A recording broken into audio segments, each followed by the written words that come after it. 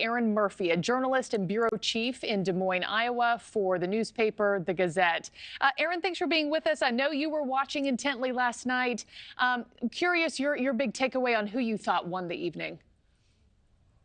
Well, I think you saw what Iowans have been seeing for months here. I don't know that anything that happened on stage moved the needle in any meaningful way. That way, Governor DeSantis really going after Ambassador Haley, and that wasn't surprising because they're sort of competing for that space to be the candidate that makes a surge in the polling here in the last few weeks and tries to present a challenge to Donald Trump. So I wasn't surprised to see the back and forth between them. Whether that resonated with voters and moved anybody in any meaningful way, we'll find out in the coming days and weeks as we talk to Iowans at these events that you just described. Yeah, I was going to ask you, as it pertains to Iowans and those who are actually living and breathing across your state, do you think any of the candidates last night did well enough to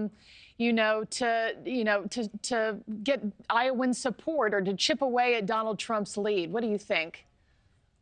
Yeah, I mean, I think they, again, thinking specifically of Governor DeSantis and Ambassador Haley, I think they both had their moments and both gave Iowa voters who are maybe going back and forth between two or are undecided or maybe have been supporting one of the other lower polling candidates or ones who have been out of the race and maybe they're looking for someone else. Now, I think they both have their moments, and I don't know that either one of them delivered any kind of decisive knockout blow, and that's why I say it'll be interesting to see what happens in the polling, and again, when we talk to Iowans at these events in the coming days and weeks. Yeah, and as our correspondent Emily Finn was just pointing out, excluding the 2020 election when Donald Trump was running while serving as president, the Republican who won the Iowa caucuses in the previous 3 election cycles did not go on to secure the party's nomination. You had Ted Cruz, who won in 2016, Rick Santorum in 2012, Mike Huckabee, who was just on our show yesterday in 2008. Overall, how do you win Iowa, Erin? And what's top of mind for people across the state when it comes to the issues?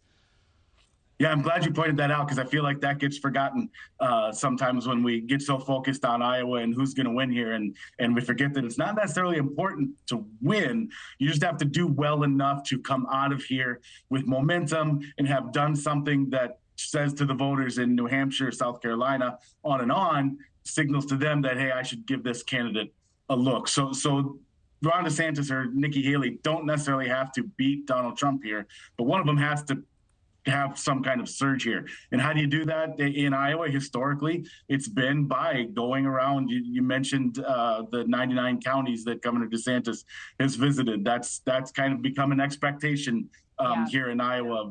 Being first every 4 years, the state's voters have gotten used to and a little spoiled by seeing these candidates so often. They expect to be able to see them in person. They expect to multiple times, and they expect to be able to shake their hand, look them in the eye, and ask them a question. So it's that kind of grassroots retail campaigning that's critical here, and that's being tested again because Donald Trump does not campaign that way.